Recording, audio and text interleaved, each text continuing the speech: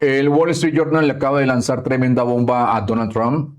A Trump se lo advirtieron no una, sino varias veces. Su directora de inteligencia, Tulsi Gabbard, le advirtió lo que podía pasar. Los altos mandos militares también le advirtieron.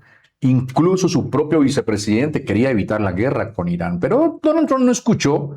Eligió seguir a su ego, a su instinto y atacar a Irán. Y 6 meses después, varias de aquellas advertencias terminaron convirtiéndose en realidad. El estrecho de Hormuz cerrado, soldados estadounidenses muertos y heridos, arsenales reducidos y un régimen iraní que todavía no se rinde. Pero ahora acaba de ocurrir algo todavía más revelador. Donald Trump está cambiando de estrategia y un senador estadounidense acaba de señalar el enorme problema que podría hacer fracasar también este nuevo plan de Donald Trump. O sea, de eso vamos a hablar más adelante, pero primero vamos a hablar sobre lo que acaba de revelar The Wall Street Journal. Según la reconstrucción del Journal, días antes de comenzar la guerra contra Irán, Donald Trump llamó al despacho Oval, a quien entonces era su directora de inteligencia nacional, Tulsi Gabbard. Trump quería saber si un ataque a gran escala podía funcionar. La idea era golpear el programa nuclear iraní y eventualmente provocar un cambio de régimen. Y aquí empieza lo verdaderamente interesante. Según personas familiarizadas con aquella reunión, Tulsi Gabbard le presentó a Donald Trump las evaluaciones de la comunidad de inteligencia. Es lo que se debe hacer en esos casos. Y las advertencias fueron bastante específicas. Primero, si eliminaban al líder supremo iraní, podían terminar provocando exactamente lo contrario de lo que buscaban. En lugar de un gobierno más dócil, podía aparecer un régimen todavía más radical y más decidido a conseguir armas nucleares.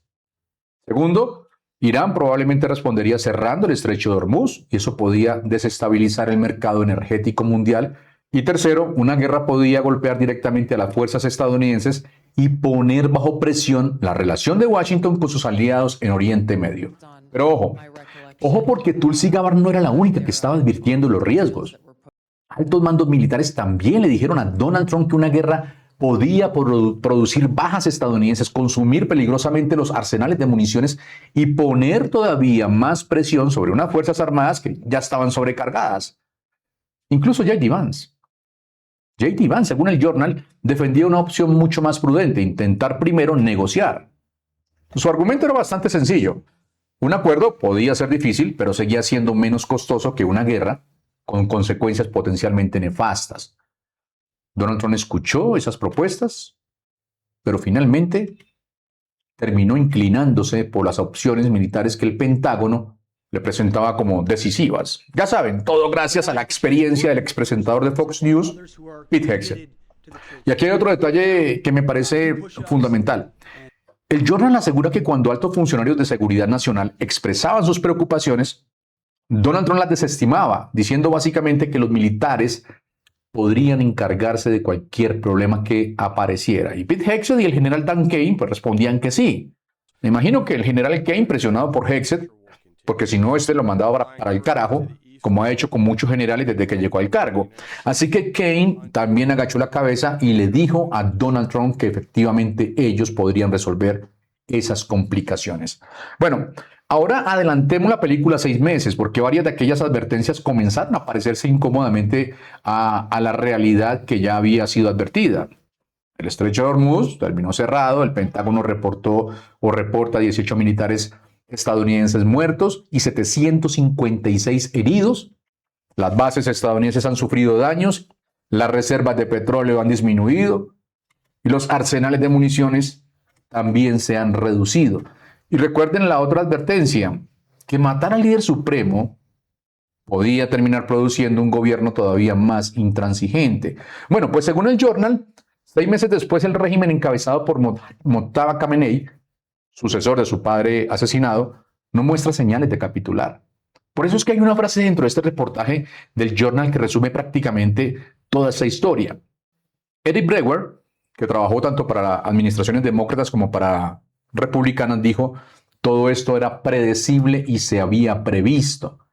Pero miren, aquí viene algo todavía más interesante, porque si aquellas advertencias existían, si varias terminaron materializándose y si 6 meses después Irán todavía no ha capitulado, entonces, ¿cuál es ahora el plan de Donald Trump para terminar una guerra que inicialmente prometió resolver en 6 semanas.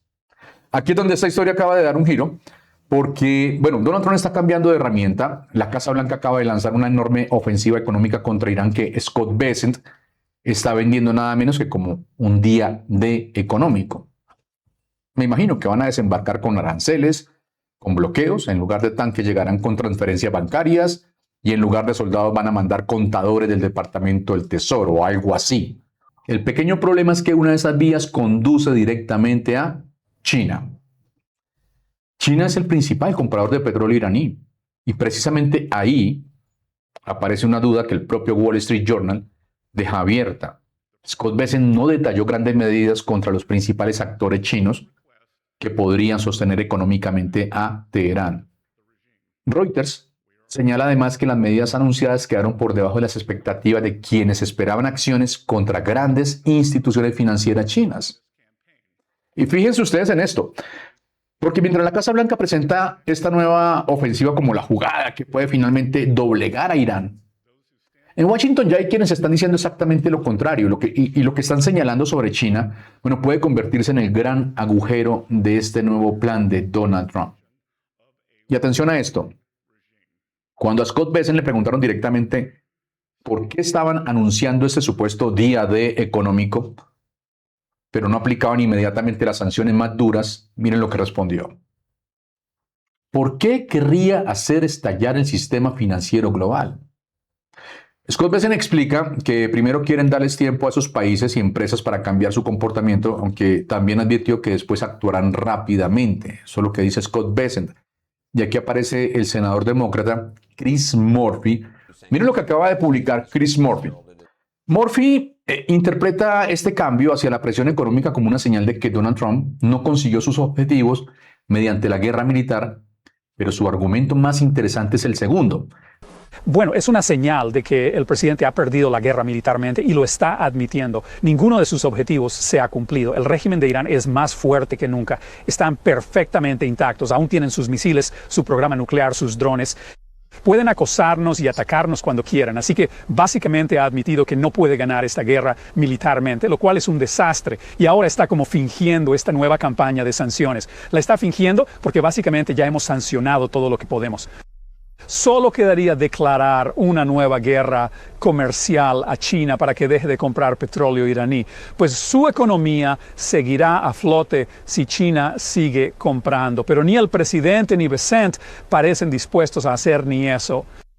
Así que esto parece ser solo una especie de retórica para que parezca que todavía está luchando en la guerra, aunque la guerra básicamente ya está perdida. Ciertamente está perdida militarmente. Y bueno, si China sigue comprando el petróleo de Irán, que parece que seguirán haciendo, entonces tampoco se puede asestar un golpe mortal a la economía iraní. Mucha palabrería en medio de una guerra cada vez peor dirigida que daña a Estados Unidos. Porque piensen ustedes en la encerrona. Para estrangular realmente los ingresos de Irán, Donald Trump tendría que estar dispuesto a presionar seriamente a empresas, refinerías, navieras y posiblemente instituciones financieras chinas. Pero si hace eso, ya no estaríamos hablando solamente de presionar a Irán, estaría arriesgándose a abrir otro frente económico con China. Pero hay algo más, ya para terminar, porque mientras Donald Trump intenta cambiar las bombas por sanciones y vender esta nueva ofensiva económica como otro gran plan, la guerra ya está comenzando a pasarle factura en casa. Y no lo digo yo. Miren estos números.